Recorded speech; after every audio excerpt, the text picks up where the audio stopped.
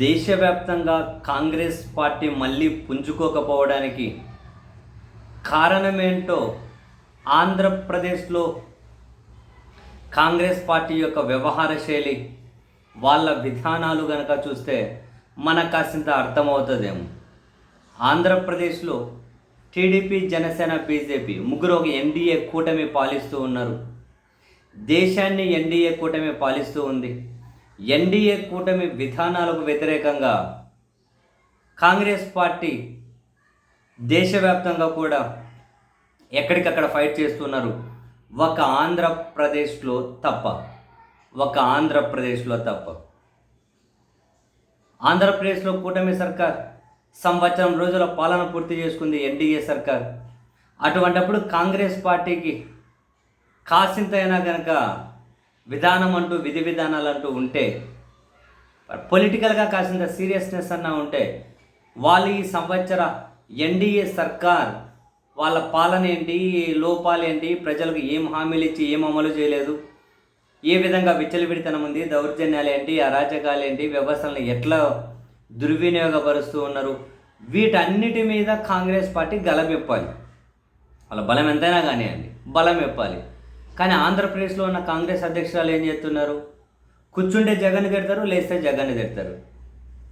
BJP పార్టీగా ఉన్న NDA ఏదైతే ఉంటుందో ఆ ఎన్డీఏ కూటమిలో ఈ కాంగ్రెస్ పార్టీ అధ్యక్షురాలు కూడా ఆంధ్రప్రదేశ్లో చేరిపోయారు. అధికారంలో ఉన్న జగన్నే తిట్టాలి, లేకున్నా జగన్నే తిట్టాలి. పత్రికా ఆఫీసుల మీద దాడి జరిగినా జగన్ పత్రికా ఆఫీస్ మీద దాడి జరిగినా జగన్నే తిట్టాలి. ఆంధ్రప్రదేశ్లో ఈ మీడియా హౌసుల మీద దాడి జరిగినా జగన్నే తిట్టాలి. ప్రతిదానికి జగన్నే తిట్టాలి. అత్యాచారాలు జరిగితే జగన్నే తిట్టాలి, అఘాయిత్యాలు జరిగితే జగన్నే తిట్టాలి, దాడులు జరిగితే జగన్నే తిట్టాలి, దౌర్జన్యాలు జరిగితే జగన్నే తిట్టాలి, నోరు తెరితే జగన్ని.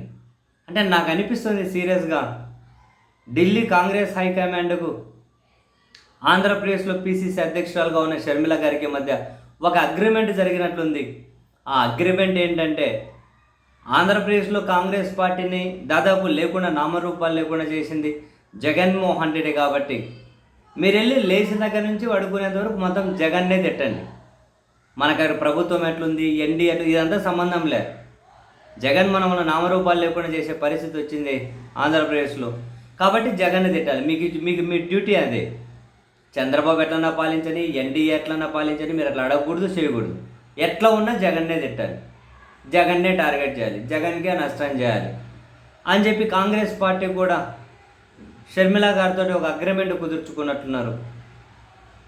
అటువంటిప్పుడు డైరెక్ట్గా ఆంధ్రప్రదేశ్లో కాంగ్రెస్, బీజేపీ ఉన్న ఎన్డీఏలకు చేరిపోవచ్చు కదా, చేరిపోవచ్చు. దేశమంతా ఎన్డీఏకి వ్యతిరేకంగా వాళ్ళు ఫైట్ చేసిన ఒక ఆంధ్రప్రదేశ్లో మాత్రం ఎన్డీఏ కూటమిలో చేరిపోవచ్చు కదా.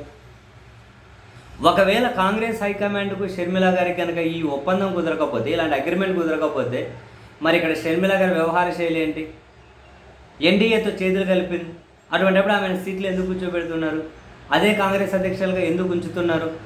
అదే అన్ని జిల్లాల కమిటీలు కూడా నెత్తిరోరు మొత్తుకొని కంప్లైంట్ చేస్తున్నా కూడా షర్మిల గారిని పిలిచి కనీసం ఒక మాట కూడా ఎందుకు తీసేయట్లేదు ఆ సీట్ నుంచి? అధికారంలో ఉన్న పక్కన తెలంగాణలోనే రకరకాల మార్పులు జరుగుతూ ఉన్నాయి. ఆంధ్రప్రదేశ్ కాంగ్రెస్లో ఏమైనా మార్పులు జరగంగా మీరు చూసారా?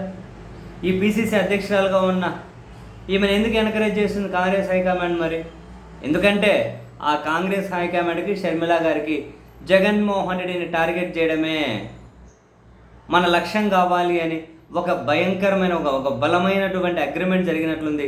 ఆ అగ్రిమెంట్ ప్రకారమే బహుశా షర్మిల గారు వెళ్తూ ఉన్నట్టున్నారు. అందుకనే కాంగ్రెస్ హైకమాండ్ కూడా ఆమెనేమి అంటున్నట్లేదు.